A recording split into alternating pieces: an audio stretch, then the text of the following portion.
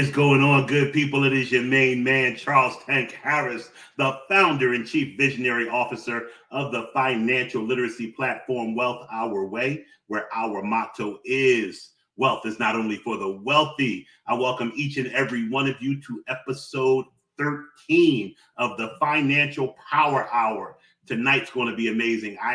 We are wrapping up the sports and entertainment month here at Wealth Our Way on the Financial Power Hour. It's been an amazing month with an amazing roster of guests, but we truly have saved the creme de la creme and the best for last in my guy, Carl Seaton, not to mitigate the great Charlie Mack, Tyre Whitehead, Brandon Copeland, I can't say enough about my guy, Tracy Lee. Like, everybody who's been on has been amazing.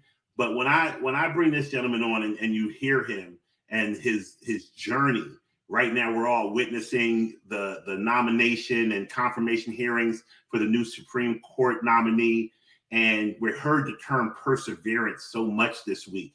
And when you talk about perseverance, we got to talk about the guest that I'm bringing on. But I'm going to save that until after, I do my normal thing of practicing the attitude of gratitude and saying thank you, thank you, thank you for each and every one of you who are here with me live as I stream across the Wealth Our Way Facebook page and the Wealth Our Way Network YouTube page. Please subscribe to the Wealth Our Way Network YouTube page. I also want to give that Wild Nation salute to all the members of Wealth Our Way Nation who listen to the program pre-recorded overnight, over the weekend, wherever they can get their financial literacy fix in. And then last but not least, a heartfelt hello and how are you to the good folks on the Life 101 platform who listen to the audio recording of this very here program. So without further ado, I got to bring my guy in, my man, TV, film, director, writer, just amazing.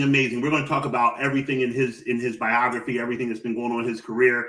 And for my audience, the reason I'm bringing this gentleman on is I talk to you guys so much about pursuing your dreams, having the best quality of life that you can have, how finances and financial literacy play such a pivotal role in these decisions. We're going to talk to a gentleman today who has been through every range on the financial spectrum in his career. In Hollywood, they'll say terms like starving artists and things of that nature. We're going to touch and broach that subject because the reality is there is no such thing as an overnight success. You may see the success and it may appear to be overnight to you, but there has always been a road of grinding that you don't see. And today, my good friend, Wealth Our Way client, I can't say enough accolades for my guy. Carl Seaton is here tonight. I'm going to bring him on right now. Brother Carl, welcome to the show. What's up, Charles? How you doing, brother, man? Good to see you. It's a blessing, man. I'm so happy to have you here tonight. I was just telling our audience that I'm bringing on a dynamic, successful, well-grounded, down-to-earth brother like yourself. And we're going to have a great conversation tonight as we talk about, and I learn and the audience learns more about what you do, how you came to choose what you do, what the future holds for you, and then also get some jewels from you about just the financial journey that goes on for people behind the camera, in front of the camera in general, because there's a few people in my audience who have talked about career changes, careers in film and television.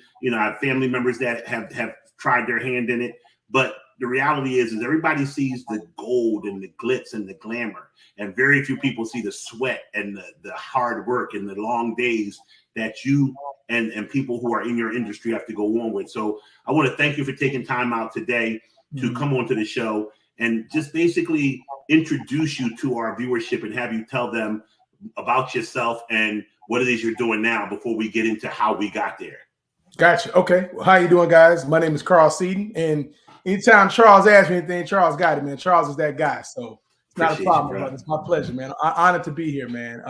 I am a director. I've done independent feature films, and I currently do I direct episodic TV. You may have seen some shows like Chicago PD, Batwoman, Bull, Supergirl, The Chi, Snowfall, Bel Air. I direct a lot of different episodes of shows like that now. So I'm currently In fact, I have an episode of Snowfall coming on this Wednesday, as a matter of fact. So, oh, cool. So that's tonight. That's going to be on tonight.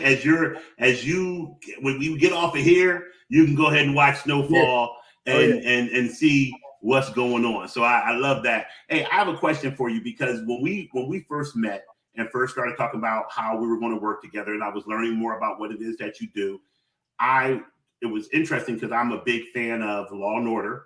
And I know what you, having worked on Chicago Fire, that's in the Dick Wolf camp. And for those of you who don't know, Dick Wolf is the creative mind behind shows like Law and Order, Chicago PD, Chicago Fire, and many, many more. And one of the things that I learned when I was working with my partner in the music business was that there's so much money to be made for the people who we don't get to see and know. You know, we as an audience see the singer on the stage, see the TV star, the movie star, but we seldom get acclimated to the Carl Seatons of the world, the Dick Wolfs of the world, the Shonda Rhimes of the world. Now, fortunately, with social media, we're hearing more about these people as well. But could you walk us through a little bit about how you come to be a director, how you come to be a person who gets contract work, so to speak, to shoot a particular episode of a TV show? Okay, so in a nutshell, you know, I started as an independent filmmaker, and as I was an independent filmmaker, I got hit to episodic television. This is years ago. You know, this is before, like today, episodic TV is just as exciting as films are. Okay. But 15 years ago, that wasn't necessarily the case. 15, 16 years ago, TV was always film's little brother. Got it. It was where people went after their film career had started to subside. And TV was kind of like it was a standard format, a standard form of storytelling that people just didn't necessarily, you know, it didn't have the dynamic cinematic flavor that it has now. Okay. But late 90s, early 2000s, things started to change. Shows like Oz, The Sopranos, The Wire, you know, these shows started showing more nuanced characters and different storytelling over a longer span of time, as opposed to 2 hours or 3 hours. It was 8, 9, 10 episodes. We started to pivot the whole game. So as that was happening, I started pursuing episodic television, which is a hard nut to crack. You know, it took me 10 years to really get into episodic television. From the day I wanted to get in to actually getting in took about 10 years. Wow. A lot of no's, a lot of shut doors, not even shut doors, not even no's, just ignored, just silent. You know what I'm saying? You reach out, you apply, you appeal, and you just hit nothing. So you really have to fortify yourself. And that's the thing about pursuing this industry. You know, I started to, I wanted to be a filmmaker since the age I was 17. I saw the movie Do the Right Thing by Spike Lee and came out I got on Radio Raheem shirt now. That's what's up. You know, I just wanted to, you know, tell those stories, and I wanted to make people feel the way I felt coming out of that theater.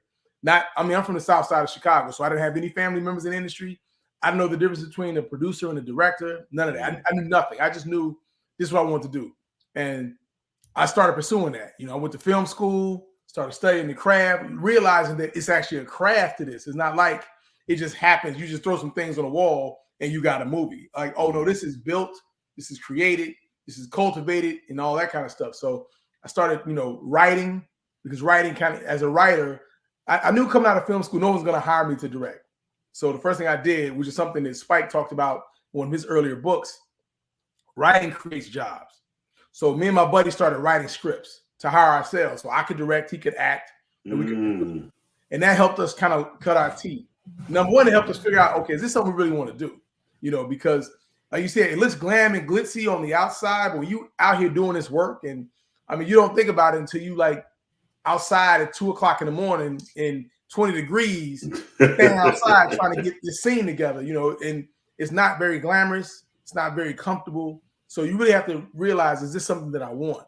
And in doing these short films, we realized this was something that we wanted. This is all we wanted. You know what I'm saying?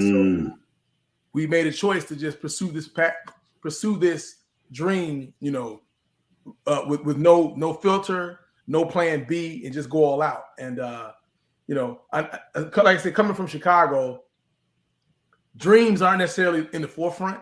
It's a blue collar town. It's all about, you know, you get a job, you get a house, you get a family, you live your life. Dreams is something you do as a child or as a younger person But as you get older, you put those dreams on the shelf. So it was always a challenge to protect and nourish the dream. And sometimes the dream didn't get fed, you know what I'm saying? Because reality kicks in, you know what I'm saying? But you always try to keep the dream in vicinity. Like, I don't ever want to lose touch with it. So no doubt. That's a whole nother route. But to get to your question about getting into episodic television, you know, once John Singleton gave me my first opportunity to direct his show Rebel years ago. Okay. And after that, after I did those 2 episodes, that parlayed my career into different avenues where I'm doing so many different shows, you know. So those 2 episodes of Rebel led to an episode of Chicago PD and an episode of The Originals for the CW. Those 2 shows led to all the Dick Wolf shows like Fire and Med and FBI, and The Originals led to Dynasty and Supergirl and Batwoman and, you know, Legacies, all these different shows, which led to other shows. So I'm at a point now where people can look at my body of work, right? And people can talk to people I've worked with and have an idea of my work ethic. Like I said earlier, I'm from Chicago, which is a blue collar town. I have a blue collar work ethic, and I apply that to what I do. You know, right. And you're right. I'm behind the scenes. You'll never see me in a show. You see my name, but you'll never see my face. I'm not an actor. I have no desire to be an actor. I actually prefer being behind the scenes. I like my anonymity. I like being able to go to the grocery store. Nobody knows who I am. And all I really wanted to focus on was, you don't have to know who I am. Just know my name and my work. There it is. And have my work have a certain level of equity. Like, okay, he's going to come with some quality. You know what I'm saying? So I've gotten to that point now where, you know, the shows I do, they know what I'm bringing to the table. They expect it.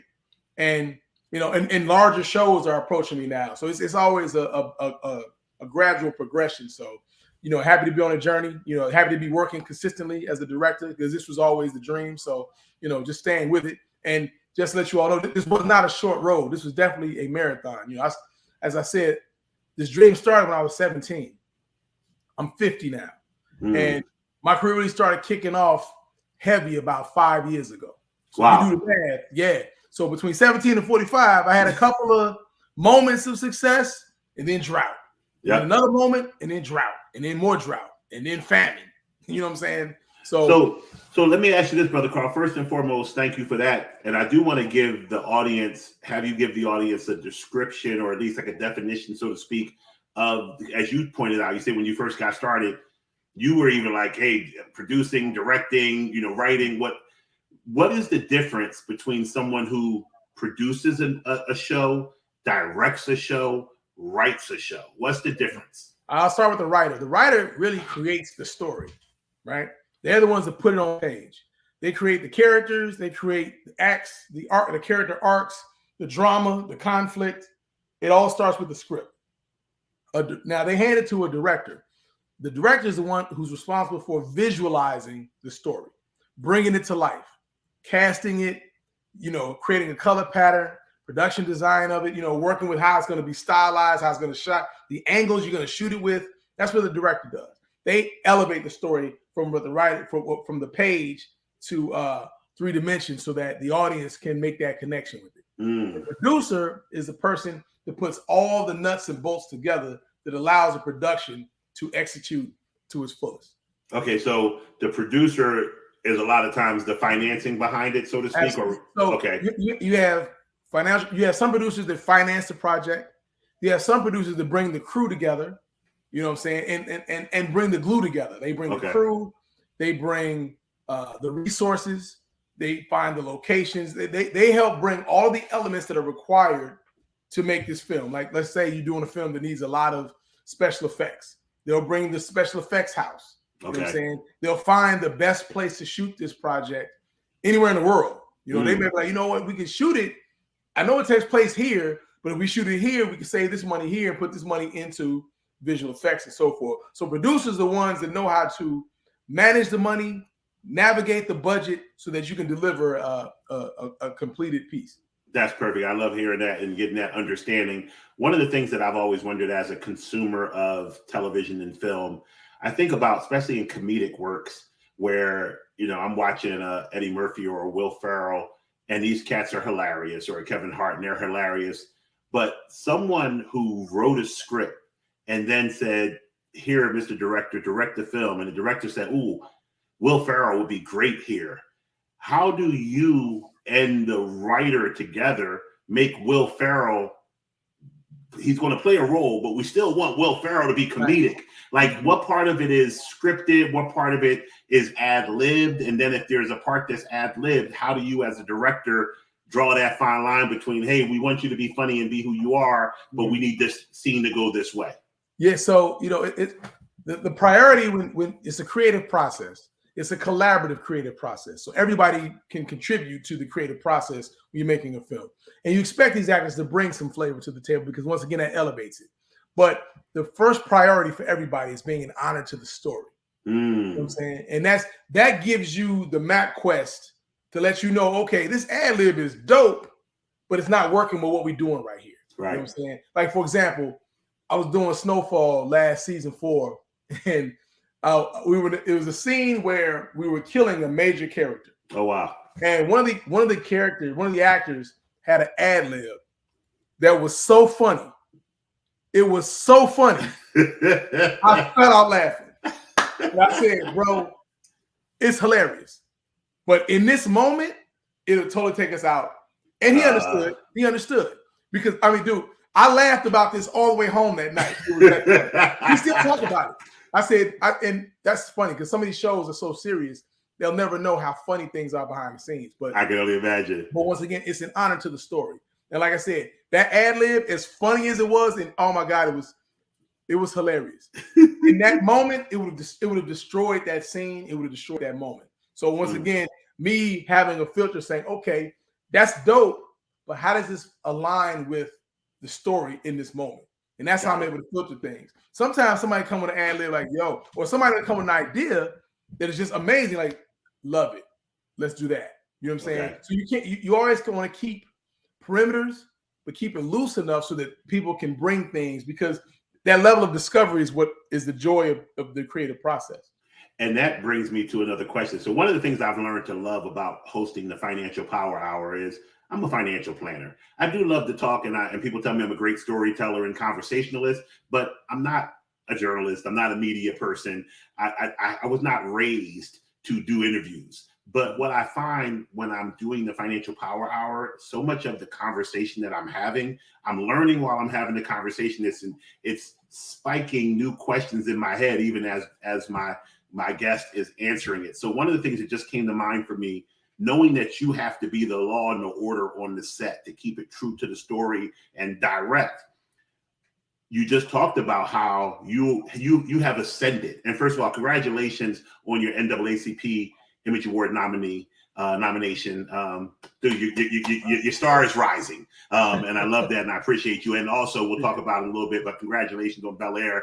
That's all people are talking about on social media. Oh, right. So I want us to get to that at some point. And I bring it up to say, I know you're getting more and more big time every day. I also know you're incredibly humble, and you're not going to say it, so I'll just say it. I know you're getting more and more big time every day. And once again, thank you for doing my fledgling program when come on, man. I know you big time. But listen, my question is just popped in my head.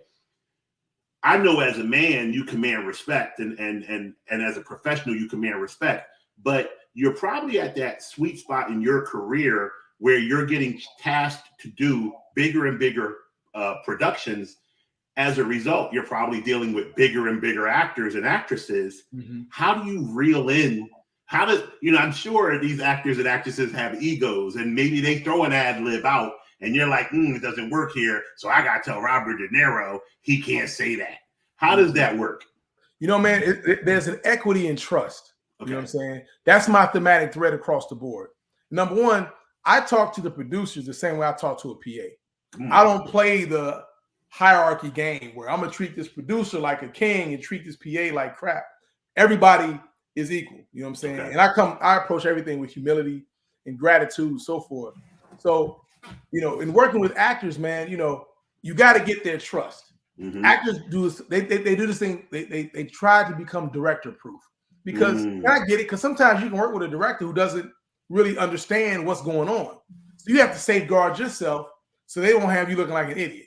So that's my thing. I said, I'm always trying to figure out how can I protect them from looking like idiots? How can I not waste the crew's time? And how can I save the producer's money or maximize the money? So gaining the actor's trust is imperative. And you do that by certain questions, certain conversations, and then certain notes you give them. You don't just give them random arbitrary notes. Every note is purposeful and intentional. And I think most actors that are really about their craft, the notes you give them will tell them like, oh, this guy understands, he gets it, he's paying attention. Okay. We can work together, you know. And I've seen that click. You know, you always work at an actor, but they don't know you. They're looking at you like they'll try to test you. Right. And sometimes they'll test you with something they know is a bad idea. You say, that's a bad idea. You know what I'm saying? And you try to be amenable as much as possible, but eventually you have to say, hey, I see what you're doing. Let's go in this direction. Let's try this. And it's also about how diplomatic you can be. You can't just strong arm anybody. You're not going to be on some Gestapo tactics. You're going to be like, listen, we're working together. Here's an idea. Let's talk about this. And effective communication trumps everything. Yep. As long as an actor knows what they're doing and why they are doing it, and there's a clarity to it, they're usually on board. It's when things start to get murky, where they don't understand what's happening, why are they doing it, why would their character do something like that. That's when things can go off the rails. So you try to prevent that by being preemptive. You have a discussion beforehand, like, let's talk about this moment. Let's talk about these moments so we don't gloss over them. That lets them know, like, okay, this guy's paying attention. He's just not here on some point, shoot, cut, let's go. Point, shoot, cut, let's go. You know, there are moments that you need to mind, and there's nuance you want to put into it so that there's an audience connection. You know, there's little things that you can do with an actor, and actors do it on their own as well, that can make you go from this to this. And I'm always trying to have my audience sitting up like this. No doubt. This guy told me a couple weeks ago, I was in the airport, I got the best compliment. He was like, man, dude, when this certain show comes on, my whole family, we put our phones down, we put our iPads down, and we watch the show, and then we discuss the show. I said, that's the greatest compliment. That's the greatest award I could ever get. You know what I'm saying? That's love. That's what's all in this day and age where attention spans are so short, and the minute something happens, you pick your phone up. You don't put it down until something loud happens. That means a lot. You know what I'm saying? You're saying a million words there. One of the things that I've seen in television and film, and it's almost similar to sports in a certain extent, that certain players will follow certain coaches, and they have an opportunity in free agency. They want to be over there. Do your constant work, improvement, and shaping your craft to the level that you've shaped it to. Are you starting to find that there's relationships with actors or producers where they say, I want to work with Carl. Like, I have a project coming up, and I know Carl will be the guy. Absolutely. Okay, Absolutely. That's love. Yeah, and that was the goal, man. The goal is to bust your butt till you get to a point where they're seeking you out. Yeah, because they see the value in having you on board allows them to focus on a million other things because you got this. You don't need nobody to hold your hand. You know what I'm saying? So I pride myself on being prepared, you know, dot my I's, cross my T's, so that these producers can go focus on all the other fires they got to put out.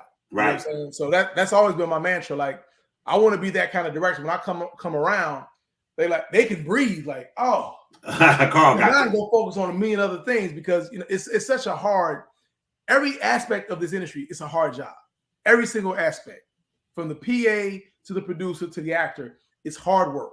You know what I'm saying? So any way you can lighten the load for somebody by doing your job, I'm all for that. You know what I'm saying? And in doing that, I have producers, referring me to other shows and speaking my name in rooms I'm not in. And then and in turn, if I go do a show that I worked with an actor on before, or I'm doing a new show and I just worked with an actor on another show, and there's a role that might be ideal for them, I'll bring them. I just did this on another show. I did Bull and had a sister on there as a judge. Then I just did another show, Equalizer, and brought her on there as well. So wow. And that happens when the producers trust you. And they trust you because they know I'm going to make sure I get the right performance. Okay. So there's a level of equity that you build with producers as well.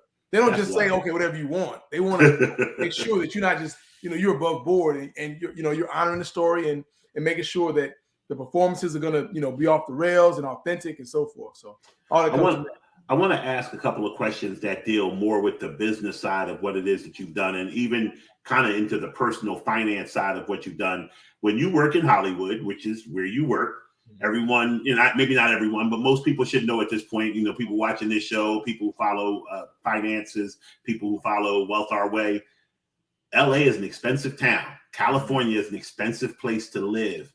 Hollywood, and I've seen this with athletes as well, and you said 17 to 45, 28-year period of needing to be present in the area where everything is popping off, but not being big time enough yet to have money coming in to maybe talk a little bit about the starving artist side of not just what you've experienced personally. You got to delve into too much of your stuff, but what you see, like, a lot of actresses, writers, filmmakers who are trying to get it.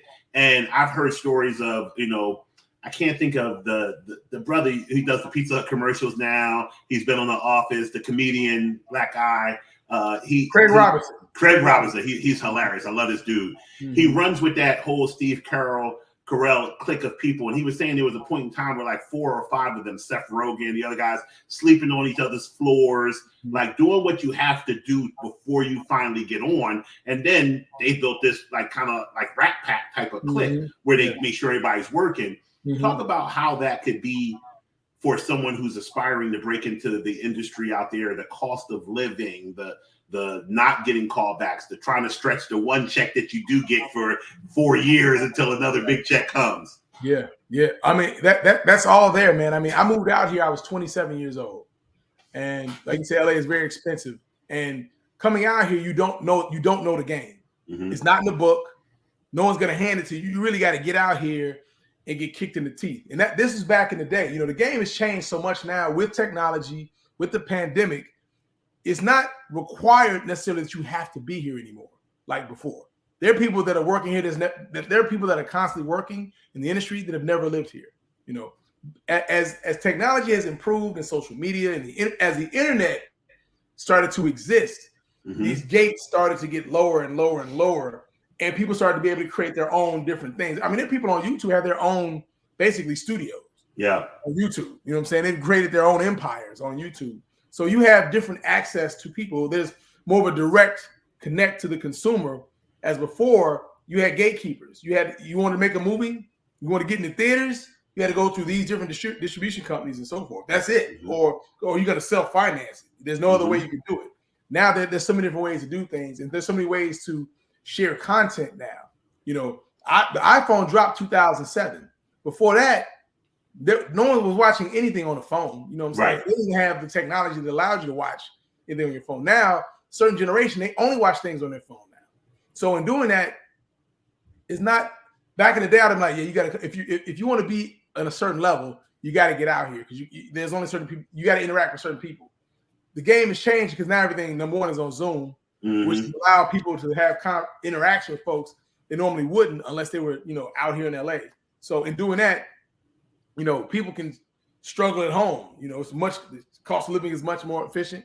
But you're right. I mean, it's definitely a struggle. And you have to constantly ask yourself, how bad do I want it? Do I want it? Is this what I want? And that's why you always want to find yourself around, like you said, Craig Robinson, who's also from Chicago. Oh, word, I didn't know that. Oh, wow. Cool guy, great guy, very talented as well. And that's the thing, man. This industry is so funny because you can do everything right, dot every I, cross every T, have amazing resume or whatever, and nothing can happen for you. Yeah. You know what I'm saying? And it's such that variable of X factor that you're rolling the dice. And people don't like to admit this. You have to be talented. You have to be hardworking. But it does take a degree of luck. People don't like to admit that. You got to be at the right place at the right time to maximize an opportunity so that you can even seize an opportunity. You know what I'm saying? So, but the struggle is definitely real, man. I mean, just personally, I've gone weeks where, okay, I'm eating cereal every day this week. Cereal and a gallon of water a day for 25 cents. This is my reality. You know what I'm saying? So, but I always knew, like, okay, I wasn't married. I had no children. It's me. Right. I can survive this. Right. Now, with a child, that's a whole nother level of response. I can't have my child eating cereal with me that's a whole nother level. I feel you there. One of the things that I've seen happen in sports, which I'm closer back in my background of first having my business management practice for athletes, I've seen this firsthand. And I'm curious to know if you had any experiences with this. These are the questions that only Tank thinks to ask. So my show has a little special secret sauce. So I've seen situations in sports where we're all on the same basketball team you know, you may have a basketball team with a superstar like a LeBron James on it, and the last player on it, I'll use LeBron James as an example, from when he was on the Cavs and Delonte West was on the Cavs with him. Delonte West is a cat that played on St. Joe's in college from Philly, where I'm at, where I was. And then Delonte West fell upon some very, very hard times. You know, allegedly was strung out on drugs. They have signed, you know, video of him panhandling, getting beat up in the streets. And then there's been all types of stories. I can't confirm nor deny any of them that LeBron has reached out and helped. Other people have reached out and helped. Maybe not every story is that extreme, but what a lot of people have experienced in pro sports is you got a teammate. And in sports, we're quick to say somebody who's on our team is our brother. And then they're not anymore. But life goes on for you because you're still in the league. And then this guy who has your phone number, knows where you live because y'all were brothers, is now like, yo, can't pay my rent next month. I ain't got a contract. Can I get some bread? I could only imagine that it's even worse in Hollywood, that someone gets a break and gets on a TV show, gets on a film, does this, and you're like, yo, it's my man. You know, I was the director on his TV show. We had lunch every Sunday, and now he's not working. He knows you're eating. Does that type of stuff ever, have you seen it firsthand or other hand from other people? And how do you deal with that? I can't imagine the personal conflict that may come from saying, hey, you know, often people who are on the short end of the stick, they don't have the respect to remember when they were on the other side and say, yo, I wouldn't want to be in this position of somebody making me feel bad that they don't have. They're just in dire straits and they're asking. But how does that work, whether you're on one end or another end in those situations? Well, so it's called survivor's remorse, and it is definitely real. You know what I'm saying? Now, for me personally, my career took off so late. Folks have pretty much given up on me. They giving up on me. You know what I'm saying? And I say that to say my circle is extremely small. It's extremely small. I tell anybody moving out here to LA, keep a small circle. Right. You don't want to be that person that knows everybody, that's just spread too thin, because it's a predatory environment. And it's an environment rooted in people looking at you, thinking, what can I get off of you to advance me at your expense? That's just the nature of this city. This transcends gender, this transcends color, creed, religion, all that. This industry makes people, you know, manipulators, you know, scavengers, always trying to mine you for resources to advance self. You know, it's a very selfish-based industry, which makes LA a selfish-based city in a lot of different ways. Yeah.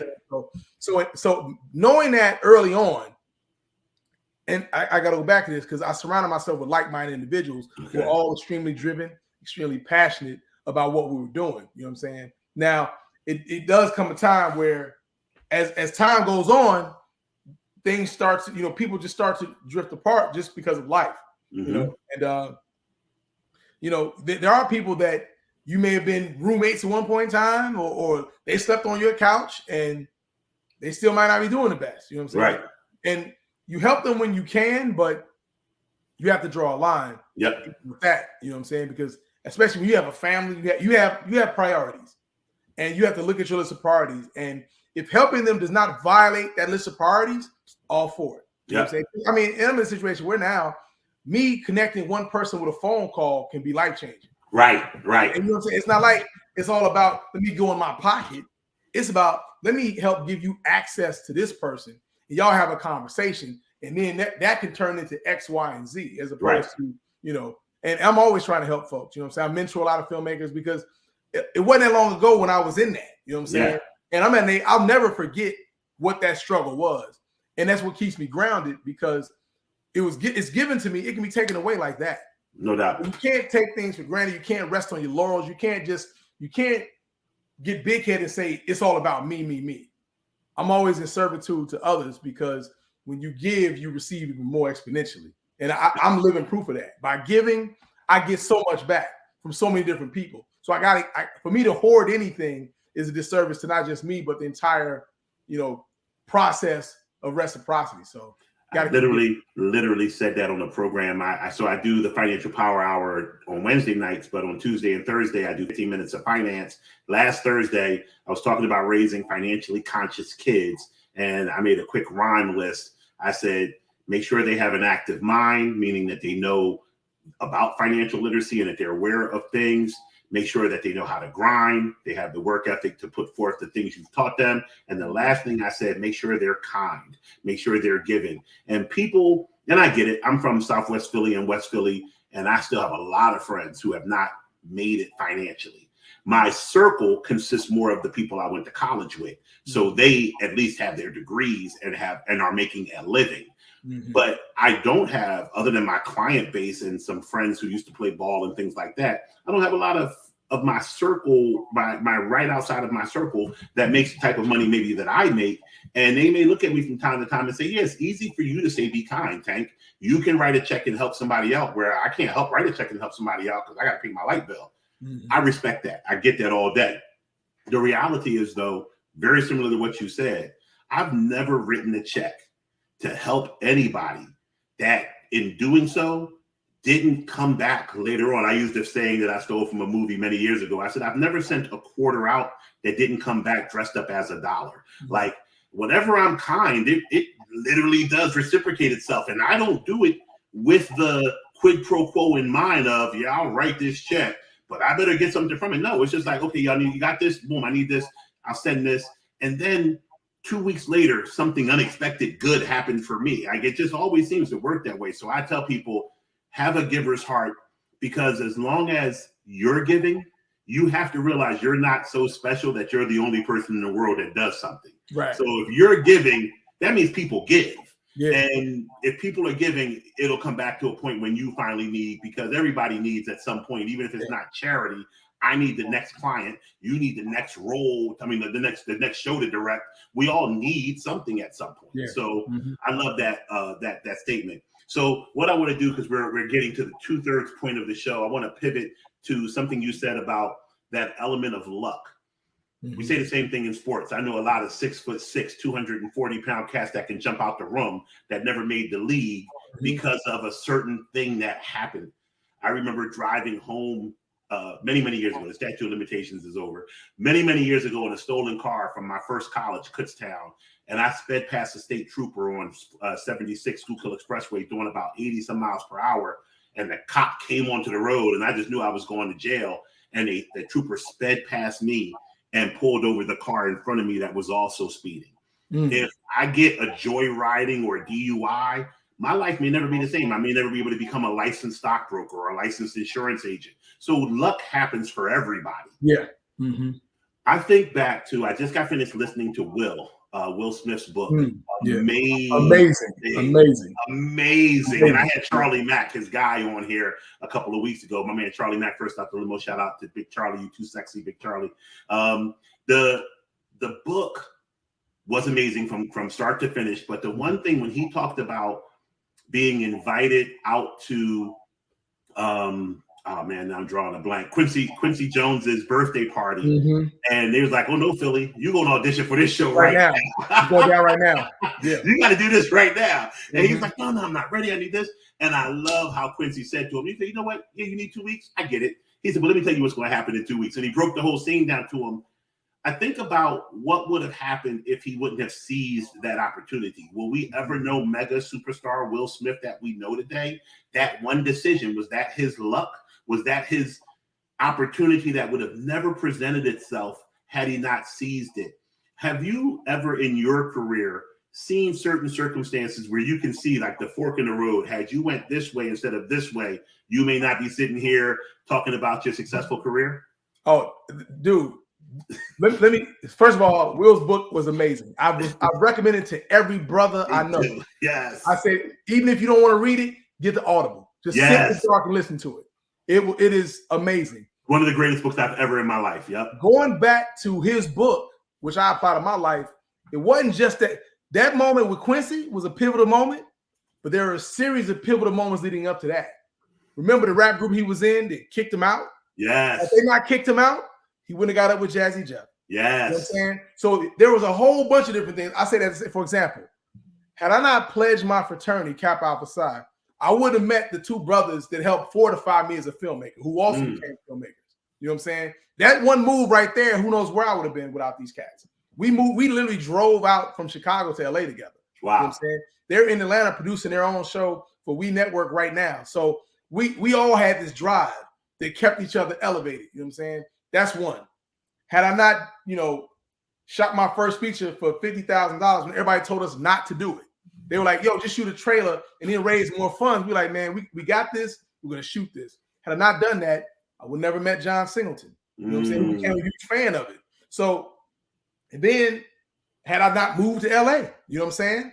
So there's so many different, it's a series of what ifs that had not done that. You know what I'm saying? So, I did a crappy family movie that got me into the DGA. Oh, wow. And the movie was terrible, but it got me in the union. And the union gave me, it didn't give me a job, but it gave me access to other directors that I could talk to about craft and exposed me to the language of the business so that when I was interviewed for jobs, I had a whole new skill set and a whole new language to speak to let them know, oh, this guy gets it, he understands it, he knows it. And had I not had that, I wouldn't have elevated and gotten hired for certain jobs. You understand? So, and wasn't it that isn't it the director, the DGA union that gives you your health benefits and things like that? Yeah, Directors Guild of America. Yeah. I mean, people don't understand that sometimes it's not everything that you get from something, but it's that one thing that you get from something that keeps you alive long enough to get to the other thing. Yeah. Mm-hmm. Yeah. I love that. So I got to segue from talking about Will's book to Bel Air. First and foremost, congratulations. Now I'm gonna tell you the truth, and I said this to you before, and because I love our relationship. I am a dude that doesn't watch television, so the only things that I have in queue to watch are I'm gonna watch all of Snowfall. I'm not gonna be a fanboy and only watch my man's episodes because I feel as though I won't be able to get your episodes in context unless I watch all of it. You'll appreciate it all that way. Yeah. So I'm only watching shows, though. I'm only eating with those who eat with me. I'm only watching TV that my guy is associated with. But I am seeing the streets talking about Bel Air. 99% of it's great. I am seeing this little thread going around. Our people love us as I do. Oh, yeah. And so many people have sent that to me like I needed to see it. But the one where they talk about she was never gay in the first one. Right. I'm like, yo, come on, people. First of all, if you realize that it's not supposed to be a remake of the first show, like you can stop right there. The rest of the thing doesn't even make sense after that. But yeah, so most of what I'm seeing is positive. People love the series. They're saying great things. Talk to me about how the opportunity came along. Actually, even let's go back further than that, because I just was learning about the young man who came up with the concept of it. Morgan Cooper. Yes. So I saw his stuff on Instagram, and then, I said, oh, my guy's a part of this. So anything that I saw that you're a part of, I'm following. And then Charlie Mack, of course, Will Smith being from Philly. So I kind of wanted to focus on the whole project as a whole. But tell me about, from the rooter to the tutor, if you don't mind, how you got tapped for the project, your involvement in the project, and where things are going from here. All right. So, Morgan did this amazing pitch project about Bel Air as a drama years ago, about 4 years ago, 4 or 5 years ago. And, everybody was all on it. And Will saw it, took it to Universal. Then it went through the development hell for a couple years. And then the showrunners that got on there, they started moving, and they were looking for directors for the season, and they wanted a specific type of director for the second episode. Okay. To follow up, because Morgan was going to do the very first episode, and they tapped into me because one of the producers knew about me based on my work with Snowfall, Chicago PD. They know that, and this is important to know your why. My why was firmly planted back in 2016 when I did this film for TV One called Bad Dad Rehab. And I realized I'm drawn to stories. I love storytelling, but it's a whole different investment. It's a story that deals with the complexities of Black men, specifically Black men. Okay.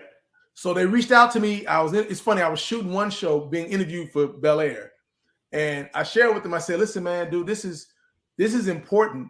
Whether you hire me or not, this show is going to be important because Uncle Phil and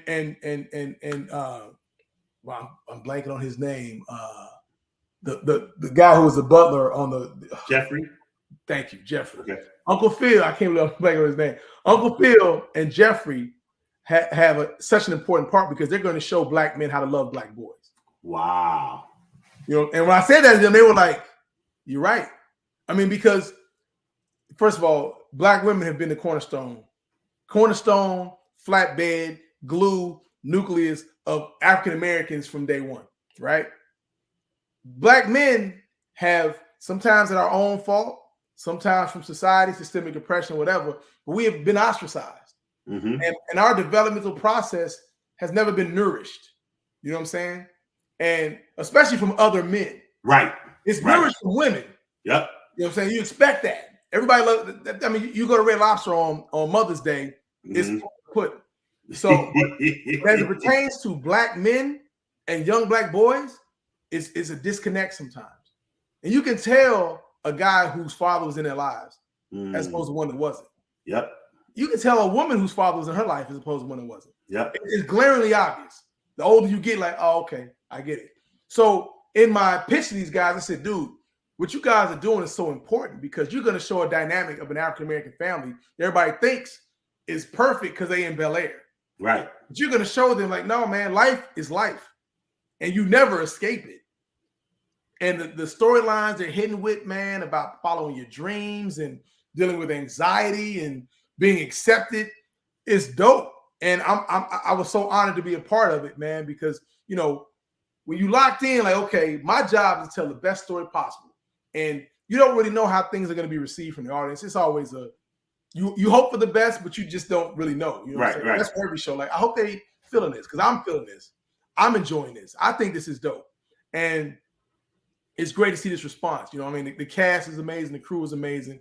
I mean, that cast is so funny to work with them. Like, guys, because I shot my episode back in September of last year. Oh, wow. Okay. And I'm telling them, like, guys, the show going to drop Super Bowl Sunday. I said, y'all lives are going to change forever.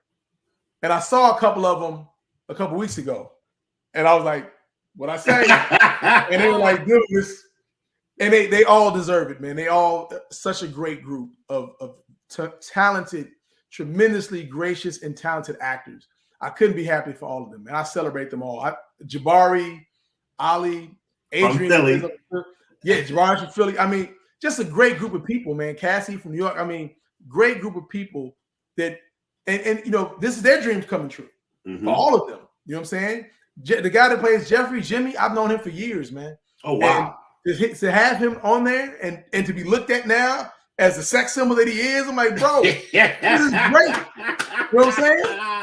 I said, okay, superstar. Okay, superstar. Well, you know, I got to tell you, and if I don't hear it from nobody else, I hear it from my assistant at least once a week about Carl Seaton, the sex symbol. He's going to kill me for that. Kill me for that. But, yo, bro, you know, I know that it's probably goes without saying, because you're in the pretty boy fraternity, and you know you out here in Hollywood, and as a black man who is so pro family, pro black people, you know, in an industry that's been predominantly unkind to the portrayal of black people, you know, how do you, in maintaining your identity, stand up for just the very thing that you just talked about with the Bel Air story, like making sure to the extent that you can, that as a black man, you are helping further the positive portrayal of black men in film and television? I mean, you know, man, I carry that responsibility seriously. You know what I'm saying? And that's what I'm saying. Like, I'm so honored to have the opportunities I have and have the career that I have, but I can never just sit back and just be complacent because I know how further we have to go and how so many other people that are just like me, that all they need is the right opportunity and they can flourish. They just need that one opportunity. I know it. I see it because I was one of them. You know what I'm saying? And I remember when I was trying to get on, how just trying to get information was such an arduous process, and how not every brother or sister that looked like you was really trying to, you know, rock with you like that. Right. Everybody who's skin folk ain't kinfolk. Ain't kinfolk. Right. So that sticks with me. So, I'm always mindful of that and say, there's a lot of people out there that really just need information. Because I was like, listen, I don't want money. I don't want a job. Just give me the game that I can strategize and make my navigation the best way possible. But if I'm armed with the game, I'm good. But I can't move properly if I don't know levels of the game. Yep. So it's all about giving folks game, man. And like I said, that's why I constantly talk to filmmakers. I constantly mentor folks, not just directors, but actors. I mean, I talk to people all the time because I know what it's like to not know. I know what it's like to be lost. I know what it's like to be so frustrated and so angry. Like, man, why is this not? What am I not doing right? Where am I lacking? What am I coming up short on? And any way I can help be a beacon of light, I'm going to do that. Because I'm still learning the game myself. Right. I'm still navigating, you know what I'm saying? But I know enough now that when people ask questions, I have answers for them. You know what I'm saying? So, and once again, I've always been a philanthropic type of guy. I don't like to hoard anything. I like to give back. So, like I said, so the brother that plays Jeffrey on Bel Air, man, we used to, when I lived downtown LA, which is very close to Skid Row, on Sundays, me and my boys would get together and go buy packs of socks and give them out to the homeless folks. He came with us a couple times. Okay. And you want a humbling experience, man, walk through Skid Row. And what's crazy about it is LA, I think African Americans are maybe 12% of the population in LA. Skid Row is all Black people. No doubt. I rode through Skid Row. I'm not ashamed to say, because there is a not Fat Burger, there's an In-N-Out Burger down at the end of Skid Row, and I can't kill to LA without getting an In-N-Out Burger. And when I say I saw what was going on, I was like, wow, I had no idea where Skid Row was. Yeah. And just made a couple turns. I was like, ooh. So seeing it with your eyes versus hearing about it is a very humbling experience. It's humbling. And walking through it, smelling the crack, seeing the fight, seeing the carnage and the despair is humbling, man. So little things like that remind you just kind of keep. You gotta, and sometimes you get exhausted. That's another thing you have to think about, because some people can exhaust you. They become drains. They're just succubus. But so you have to go and recharge. And because I tell people, man, none of us can afford to be burnt out, because if you can't pour from an empty cup. Yeah, you can't pour from an empty cup. Yeah, exactly. So you got to go recharge, then come back and help others. Sometimes you got to do that, And then also that, I don't know if it's a generational thing, but some of these younger folks, they want it all right now. Right now. No work, all paycheck. No work, all paycheck and glory. Yep. And you tell them, like, what have you done to earn this paycheck or this glory? You know what I'm saying? Like, and then you look at it like, if you were given an opportunity, I don't know if you can handle it, because there's so much that comes with it. The pressure, the stakes, all of that. And you have to shoulder that and do it and shoulder it in a way that makes it look effortless and graceful. So, you try to be, it doesn't always go well. Some cats, you gotta check them. You gotta curse them out. You gotta give them that hard love. You know what I'm saying? But for the most part, man, it's a hell of a process to love giving back, and it's important. It's required. And I tell filmmakers that what I'm giving to you, you're going to give to somebody one day. No doubt. It better not stop with you. It can't stop with you. So just keep it moving like that. I love that. So we're coming to the climax / end of the show. I first of all, once again, man, thank you. Just the information that you share with the audience, that they're loving it, and I'm loving it, and I appreciate you sincerely. What projects do you have coming up? What's the next 12 to 18 months look like for Carl Seaton? Okay, so Snowfall drops tonight, and then the Sunday after next, my episode of Power Force drops. Ooh, okay. And then I got an episode of Bull coming on in, I want to say mid-April. Okay. I don't have the exact date. Then I have an episode of The Equalizer coming on in early May. An episode of Naomi coming on in early May as well. And then next on the docket, I'm going to shoot an episode of Power again. And then I'm doing Godfather of Harlem this summer. Man, you stay busy, you stay working. Yeah. I'm just a fan. Like, besides for being your financial guy and you being my man and us building this relationship, I'm a fan of your spirit. I mean, just to speak, personally, there's been a couple of times where, and I don't like to put any burden on my clients, but I've said, hey, I got this young cat coming out to LA. He's doing this. Can you talk to him? you know, the way you just say, of course, Tank, I'll look out for him. And then he raved about like, yo, Carl the realist, Carl's this. I was like, yo, it's a Chicago cat. This is a real dude. Like he's in Hollywood, but he ain't turned Hollywood on us. So no. I just want to say thank you, man. Thank you. Hey Charles, so I gotta interrupt you, brother. Yeah. I gotta say this to your people, man. So because we didn't touch on this, and I can't let us go. That's all you. Go ahead, lay it up. So as we talked about how I've been in the struggle and I've been in the grind, and things started moving for me 5 years ago, I had zero financial literacy. Zero. It wasn't even an afterthought. I was in survival mode. So having investments and a portfolio was something that people on the other side of the tracks did. I was trying to get to the first of the month after the last first of the month. So I say that to say, this has been an educational process that I'm still deeply vetted in right now. I'm literally like a 5 to 7 year old learning this for the first. It's like a whole new language. When I tell y'all, and this is no cap, as my son would say, Carl, when we finish a session, when we finish talking about his personal finances and planning, he's like, "What book do you recommend? What site should I go look at?" Like and I tell him I'm always trying to, because I don't want my clients. I tell my clients all the time, especially in sports and entertainment, your lottery ticket, so to speak, or your bread being buttered isn't what you do. You make a higher amount of income than 99% of all Americans. Spend your time and brain power on that. Don't worry about this. He's like, nah. He said, first of all, I got this. I'm good at what I do over here. I got this. But I want to know about my money. I trust that our relationship is solid, but I want to know about our money. And the realness of that for me is, I've always used this line that my best customer is an educated customer. My best consumer is an educated consumer. And I just want to commend you on your fervor for wanting to learn more about the financial realm in general, which you're talking about with your financial literacy. I love it. Yeah. I mean, I think it's, especially for African Americans, that is the ultimate equalizer, is financial literacy and generational wealth that we've never really had till now. I mean, the fact that everybody's talking about it now, I love it, because that's something I think about this. Had we been having these conversations in the 90s, where we would be today. Yeah. In 99, where we would be today. Not even 91, 99. So, like I said, dude, it's a whole new experience. Sometimes it's overwhelming. It's damn sure intimidating. You know what I'm saying? And sometimes, when I said I got this, sometimes I don't got it.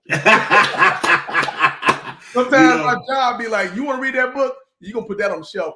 You got to do X, Y, and Z. You know what I'm saying? So I want you all to know that, listen, sometimes it's a lot to read. It's a lot to do. I'm doing it in baby steps. I'm not moving as fast as I would like to, but my job requires way much more time of me, which is why I'm not at the pace I would want to be. But, it's an amazing experience, man. I appreciate Charles for holding my hand, walking me through it as well. I appreciate those kind words, brother. And like I said, having clients like you, one of the reasons I got into business wasn't to make a bunch of money. My reason for being in business was to work with people who I wanted to work with. I told you this when we first met in LA. Like, I can be picky now.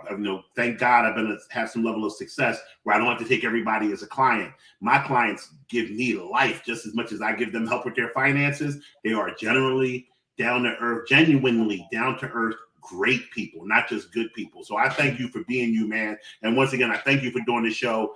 I'm sorry to pester you. I know you're the busiest dude out there, man, doing your thing. Come on, man. For you anytime, brother. Anytime. Thank you, brother. It's always love. And audience, man, this has just been such an amazing episode. I hate to have to go, but we have to go. But we will be back next week. But please join us tomorrow on 15 Minutes of Finance, Thursday, 12:30 Eastern Time. And before I sign off, I'm going to try and time my video up right at the end this time. But remember my motto, and you'll see it on the end outro: wealth is not only for the wealthy. I'm going to sit here and let y'all hear the outro video and time it up just perfectly. Have a great, great evening.